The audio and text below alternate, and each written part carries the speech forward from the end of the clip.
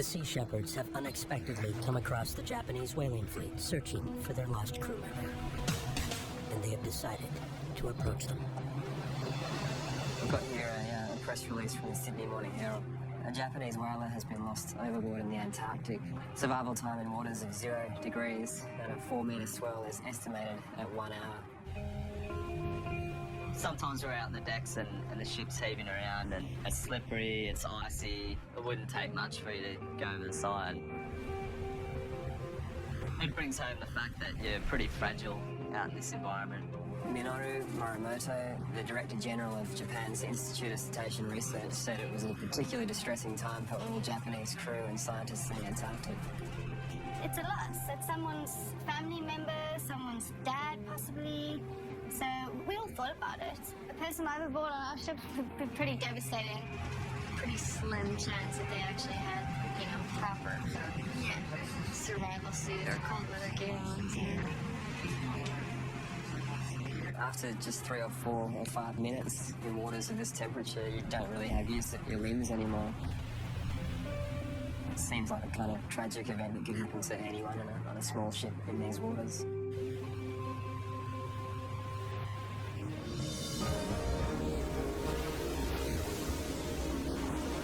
With thoughts of the lost sailors still in their minds, the Sea Shepherds await the captain's critical decision whether or not to engage the whaling fleet. Another possible target there? Yeah, looks like a third one right there. They're just in a row. They were 14 miles just about 15 minutes ago. They're sweeping the water with search lights. And obviously they're looking for their body. Well, we attack them and they're searching for our body. That's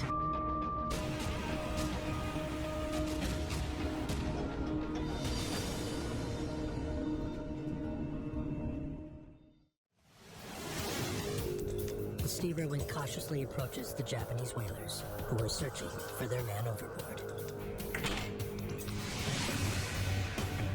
The crew waits on Captain Watson's decision whether or not to capitalize on their luck at finding the entire fleet in one location.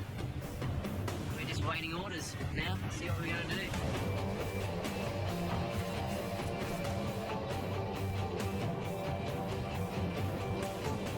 Wow, so many to choose from. That makes me sick. Like what he said, if we lost Great.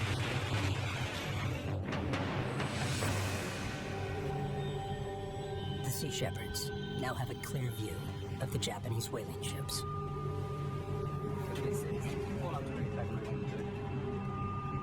The crew is suited up and ready to launch the small boats, depending on the captain's orders. It's a tough call at this point. What we're going to do, we're going to attack them. It's a really tough call. Chris Altman, still waiting for Paul's command, preps the helicopter for flight. It's only 4 miles away now. So by the time we do all this, we'll pretty much be there. We'll just have to play it by ear. My objective was to assist in their search and rescue operations. There's a dead human being out there in the ocean, and that person has a family, and that family wants their loved one back.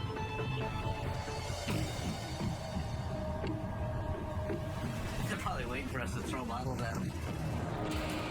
The Sea Shepherds are within battle range of the whaling vessels, but ultimately, the decision whether or not to attack is in the hands of Captain Paul Watson. Obviously, our heart goes out for the family of the whaler, but at the same time, they shouldn't be down here. They shouldn't be down here hunting whales in a whale sanctuary. Looks like a big ship. Are they moving very fast? If they're whaling and looking for their crew member, I think we should try to stop them. We should continue with our mission and harass the whalers in any way possible. It's up to the captain to decide. I don't know what his decision would be. I just think it's kind of absurd to believe they're actually searching after this lot.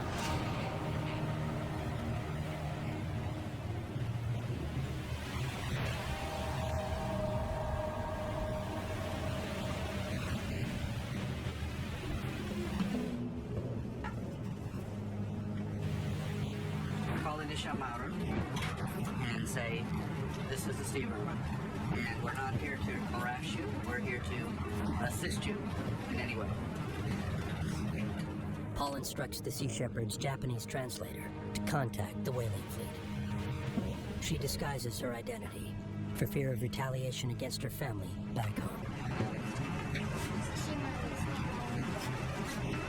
私たちは抵抗を妨害するためにここに来たのではありません。行方不明の日本人の人たちの方の捜索活動を協力することもできます。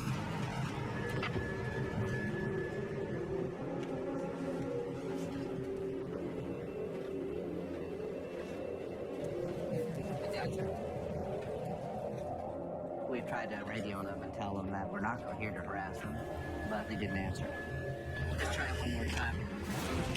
西丸スティーブンウェル、名刺お願いします。オーバー。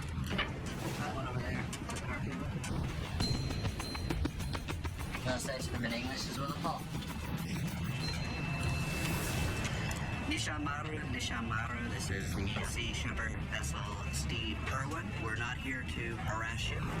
We're here to assist you in your search. Do you copy me?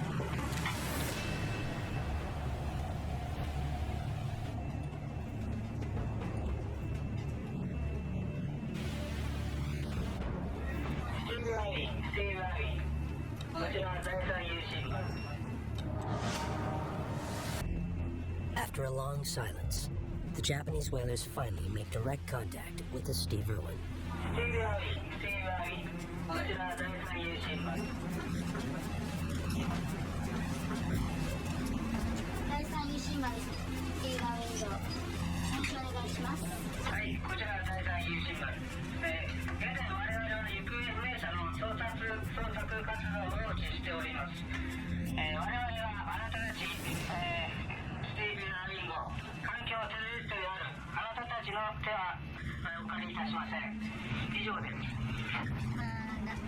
Number 3, they say that they don't want to seek help from us, eco-terrorists. We're eco-terrorists? Most Japanese people seriously think that Sea Shepherd is as bad as Al-Qaeda. He used the word eco-terrorist, did he? Well, they say, okay, we will not interfere with your search operation out of respect for your loss, but as soon as you're finished, we will resume our opposition to your whaling activity.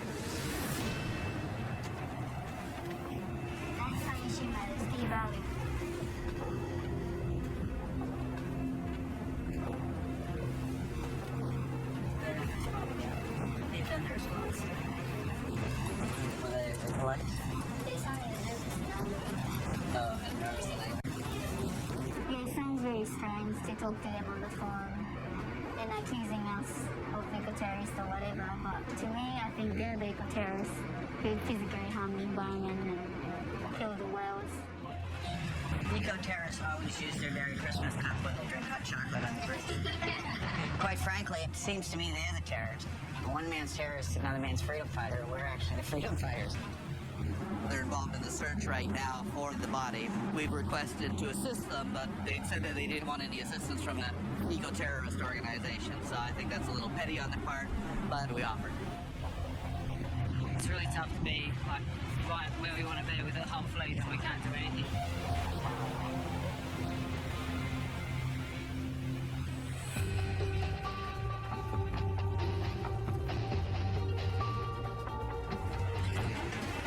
So they still in the search pattern? Yeah. I really don't see how long they're going to search. 30 hours. The guy's definitely dead 29 hours ago.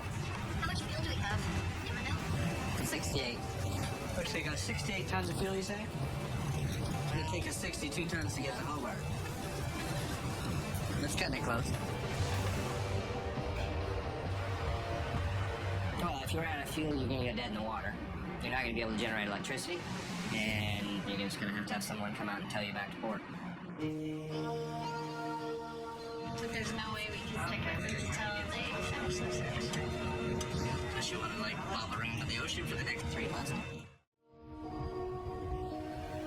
By just showing up here, we've intimidated them. They know we'll be back, and they know that we know how to find them.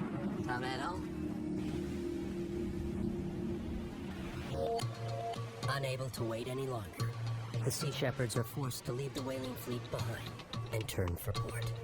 It's a bit frustrating that we're leaving right now. Basically, they know that we're leaving, and so they're going to be getting back to business.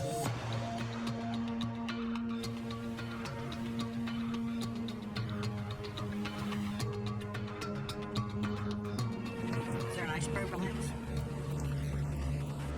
9 miles back. Interesting. Like, following us? Suddenly, an unidentified vessel on the radar takes the Sea Shepherds by surprise.